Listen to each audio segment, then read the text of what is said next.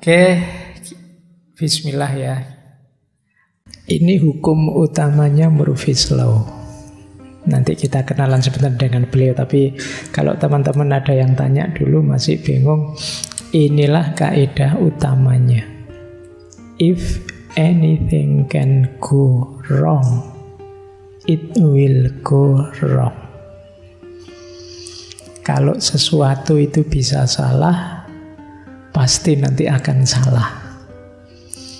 Jadi kalau masih ada kemungkinan salah, ya nanti akan terjadi kesalahan itu. Jadi itu, if anything can go wrong, it will go wrong. Ya sederhananya apa ya, seperti yang diingatkan oleh teman-teman takmir misalnya, tolong ya gelasnya dijaga misalnya, jangan sampai ditendang. Itu kemungkinan sebentar lagi ada yang nendang. Jadi kalau ada kemungkinan salah, pasti sebentar lagi akan kesalahan itu terjadi. Di antara banyak kemungkinan hidup, misalnya ada A, ada B, ada C, ada D. A, B, C ini bagus, D ini yang jelek. Kadang-kadang yang terjadi malah yang jelek ini. Nah, itu yang disebut if anything go wrong, it will go wrong. Nanti kita lihat, ini kelihatannya sederhana, tapi nanti implikasinya luas. Kenalan dulu sama yang bikin kalimat ini. Kenapa disebut hukum Murphy? Karena ungkapan ini sumbernya dari Edward Murphy.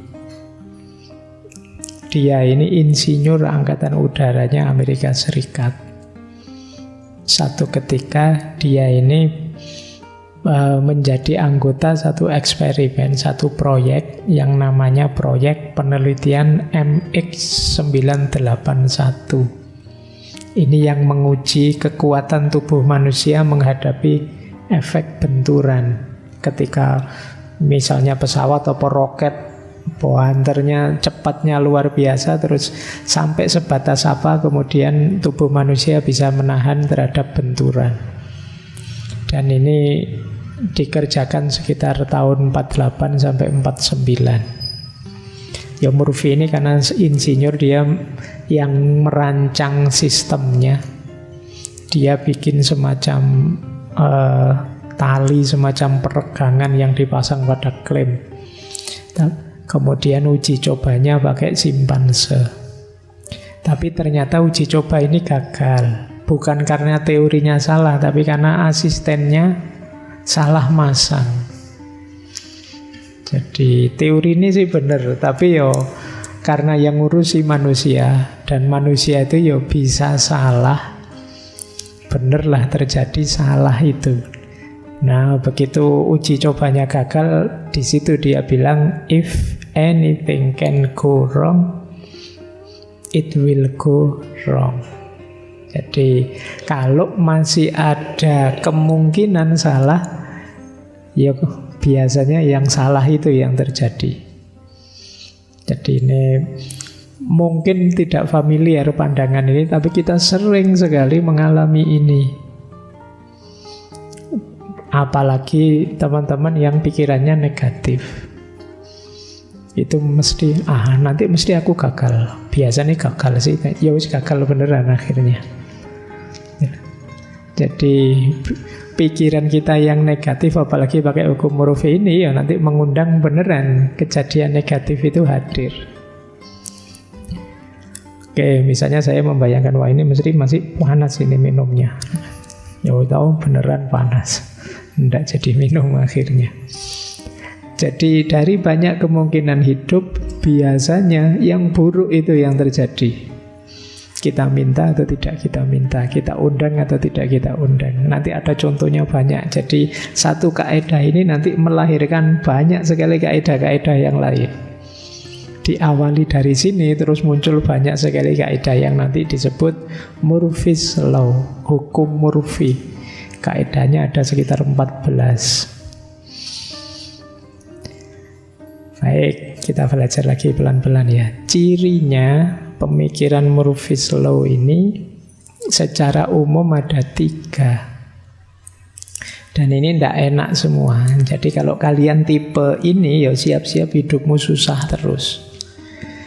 Karena mikir negatif. Yang pertama pesimis. Jadi pesimis itu pikiran kita sibuk pada negatifnya saja. Jadi kalau lihat apa-apa dilihat negatifnya. Lihat misalnya teman-teman ini baru awal lagi semangat ngaji, terus saja Allah paling sebentar lagi yo ngantuk. Nah, itu dilihat negatifnya, tidak disyukuri semangatnya yang hadir sekarang, tapi paling yo ndak paham. Paling yo ikut-ikutan temennya saja. Pesimis mindset. Menghadapi apa-apa selalu dilihat negatifnya. Ini kelihatannya sederhana, kelihatannya teman-teman ya sudah paham. Tapi biasanya secara tidak sadar pikiran ini menyetir kita. Meskipun tiap hari kita disemangati, bisalah saya, mampulah saya. Tapi diam-diam, pelan-pelan batin kita bilang enggak kok, sebenarnya ya enggak mampu, ya enggak bisa-bisa amat. Saya merasa belum terlalu ahli kok. Itu jadi penghalang keberhasilan kita itu kita sendiri. Mau baca buku saja, wah ini bukunya tebal sekali ya. Bisa kok saya selesaikan. Tapi dia mau bilang, jane ya mungkin tidak bisa. Sebenarnya ya berat. Itu kamu sendiri yang ngerem dirimu sendiri untuk sukses. Jadi cara berpikir yang serba pesimistik. Apa-apa dilihat tidak enaknya. Kalau waktunya hujan gini, waktunya ndak hujan gini, kamu sibuk betapa panasnya. Nanti hujan juga kamu susahkan betapa susahnya kemana-mana wong hujan. Lah kamu mintanya opo terusan? Ya minta itu yang ndak hujan, Pak, tapi ya ndak panas, jadi angin sepoi-sepoi dingin. Tapi itu pun kalau kamu mindsetnya pesimis ya tetap mengeluh, aduh Pak, jemuran ndak kering Pak. Kalau ya umpuh lah. Jadi kamu mikirmu selalu negatif terus. Cirinya biasanya ya dua, tidak bisa bersyukur dan selalu mengeluh. Akhirnya kamu dimakan sendiri oleh mindsetmu. Kan sering orang bilang pikiran kita itu menentukan tindakan kita dan pada akhirnya menjadi penciri siapa kita. Ya kalau pikiran kita negatif-negatif, ya kita melihat segala sesuatu serba negatif, perilaku kita juga merespon adanya negativitas tadi.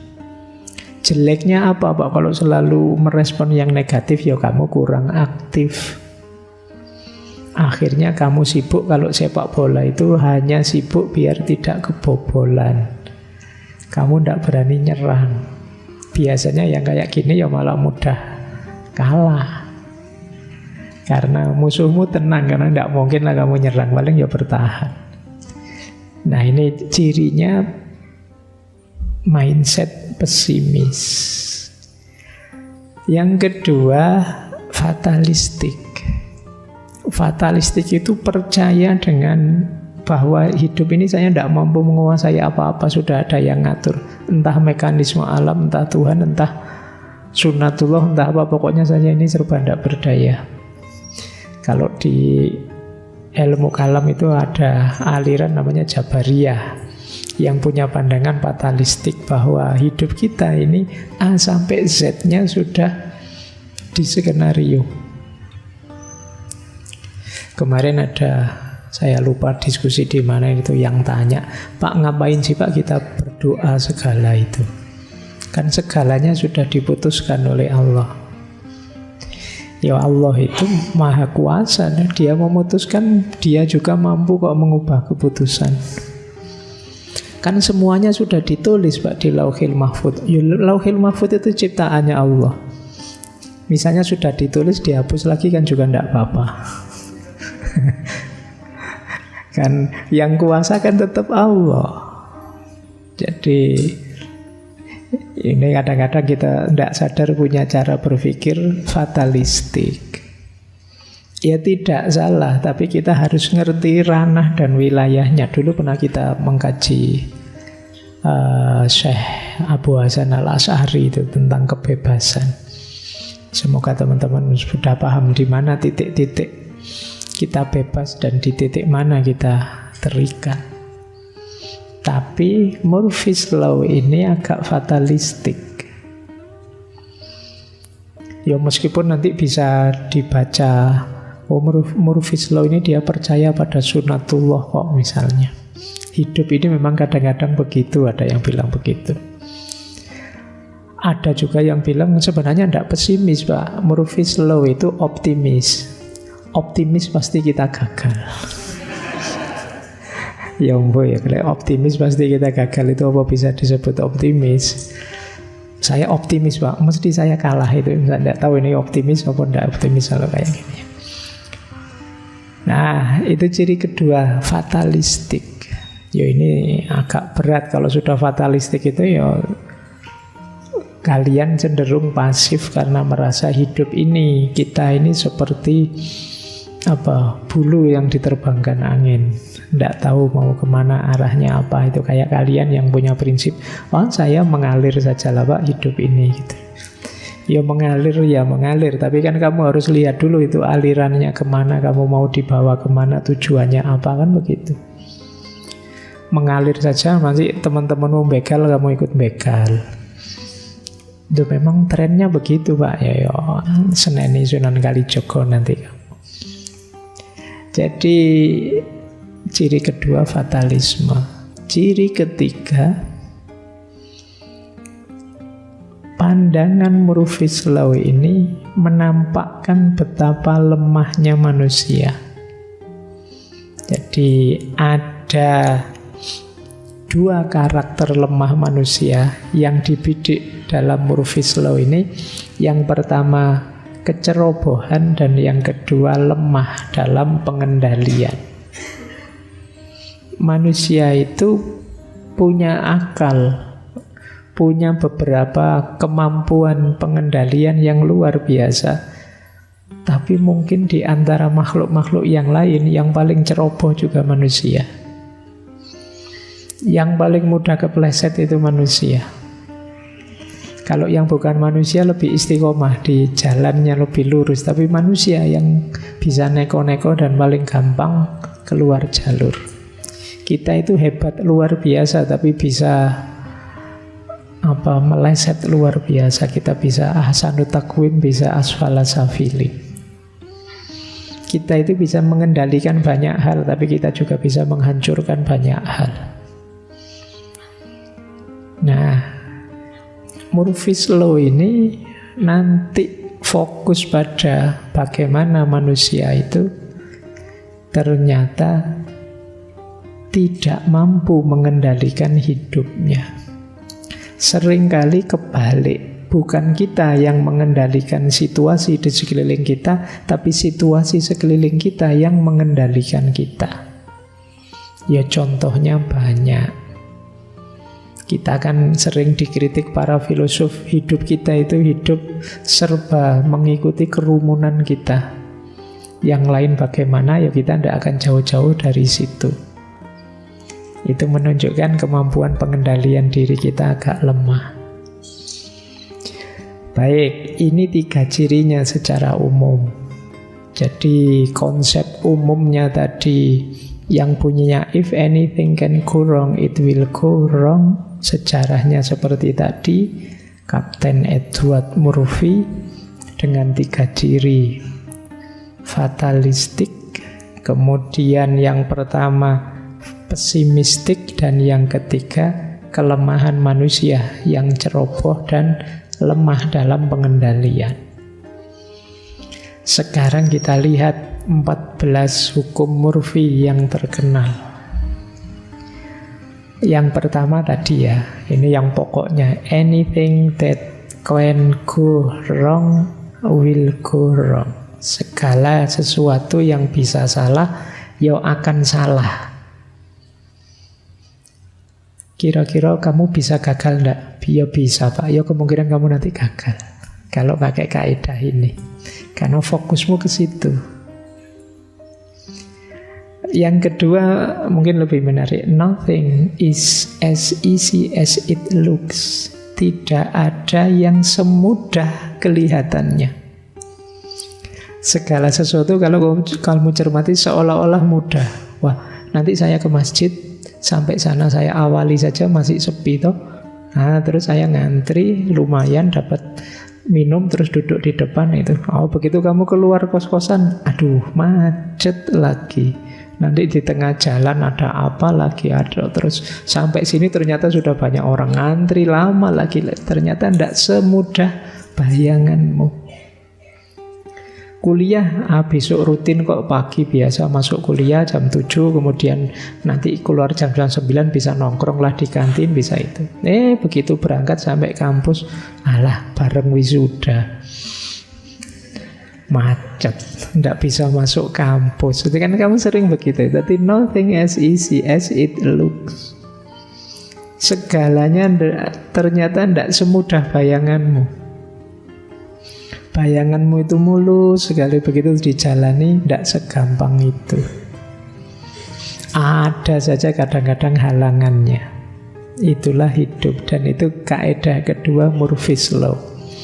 Jadi kalau kalian nanti ingin melakukan apa, kok tiba-tiba jadi rumit urusannya, jadi ruwet, itu Murphy's Law, hukum kedua. Segala sesuatu tidak semudah kelihatannya. Wah, asik nih nanti ketemu banyak teman, bisa ngobrol-ngobrol, guyon-guyon lama, bisa begitu nyampe sini, begitu ngobrol sebentar temenmu tersinggung. Tidak jadi guyon wes. Tegang akhirnya. Itu nothing as easy as it looks. Dan kita sering ngalami seperti ini. Tidak semudah bayanganmu. Kamu membayangkan, ala Pak wisuda ya simple saja tuh, saya pakai baju toga, kemudian ngantri di sana, pindah toga terus selesai. Wah, begitu kamu pakai toga beneran, belum sumuknya, belum panasnya, belum lamanya, kamu nomor akhir juga, terus lama sumpek gitu. Ya, jadi ternyata ya tidak sesimpel bayanganmu. Kadang-kadang halangannya tidak terduga saja. Wah, ngaji selesai, pulang nih. Begitu nyampe kamar kos-kosan depan, aduh, kunci ketinggalan di masjid.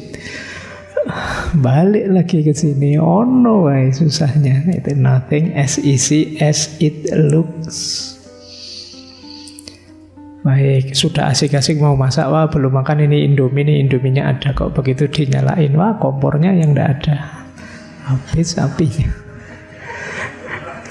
Susah ternyata hidup ini ya. Nothing as easy. Jadi nanti kalau kamu ngalami sejenis itu pengalaman, tidak usah galau, sebut saja, oh ini namanya Murphy's Law.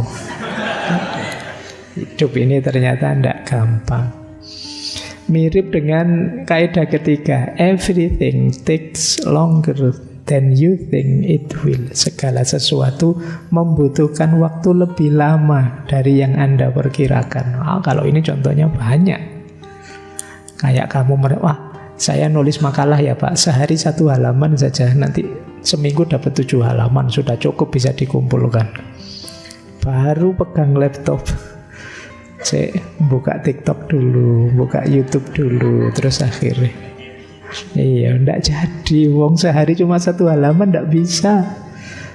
Sampai hari ke-7 baru setengah halaman. Jadi waktunya ternyata lebih panjang dari yang kamu bayangkan.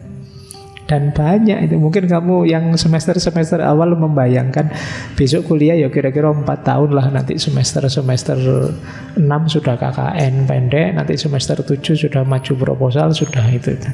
Ternyata ya kamu baru kaget, loh sudah 12 saya Pak semesternya. Jadi everything takes longer. Segala sesuatu ternyata waktunya tidak sependek yang kamu bayangkan.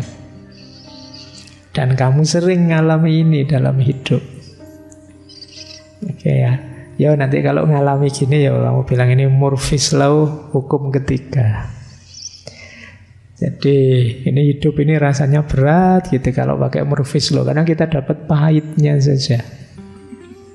Kita lihat lagi hukum yang keempat. If there is a possibility of several things going wrong, the one that will cause the most damage will be the one to go wrong. Jika ada kemungkinan beberapa hal salah, maka yang menyebabkan kerusakan paling besar biasanya yang terjadi. Jadi maksudnya apa? Misalnya kalian punya HP. HP itu ya biasanya ya kadang error apanya, kadang rusak apanya, kadang temper gelasnya retak, macam-macam penyakitnya. Tapi sejauh yang kamu tahu penyakitnya HP yang macam-macam tadi, biasanya yang kamu hadapi yang paling berat. Jadi temenmu baru saja bilang hati-hati lo pegang HP, kalau ke pantai kena air selesai HPmu itu. Kalau sekedar temper glass bisa diganti, tapi HPmu kecemplung laut selesai. Nah, itu kan misalnya begitu. Kok dilalah biasanya kamu akan ngalami itu.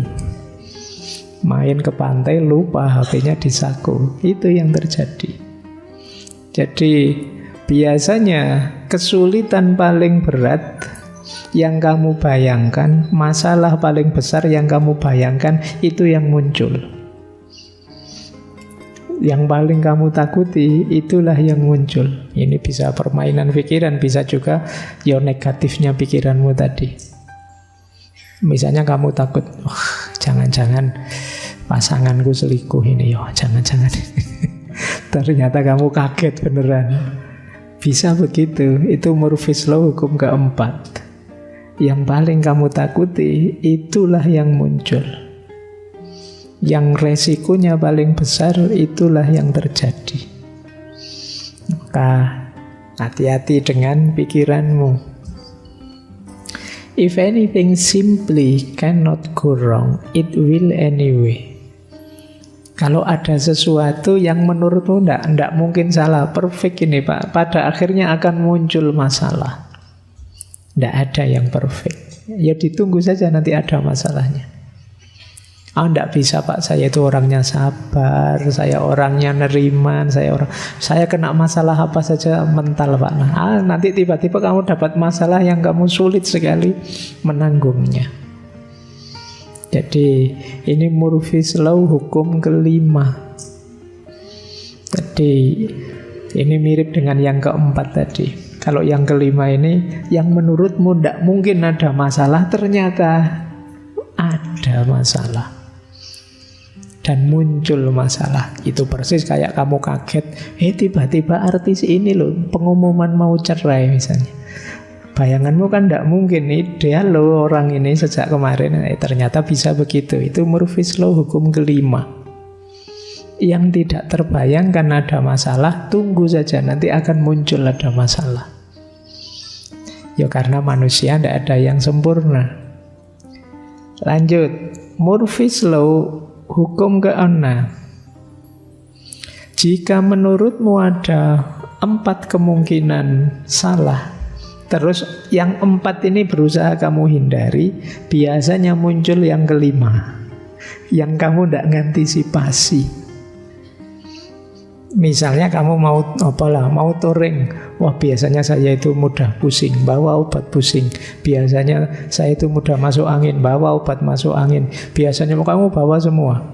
Ternyata yang kamu rasakan justru yang kamu tidak bawa obat, tiba-tiba di perjalanan kamu mencret misalnya. Aduh, kok tiba-tiba perut mulus, ini tidak diantisipasi. Jadi kamu mengantisipasi 4, yang datang yang kelima. Ada saja.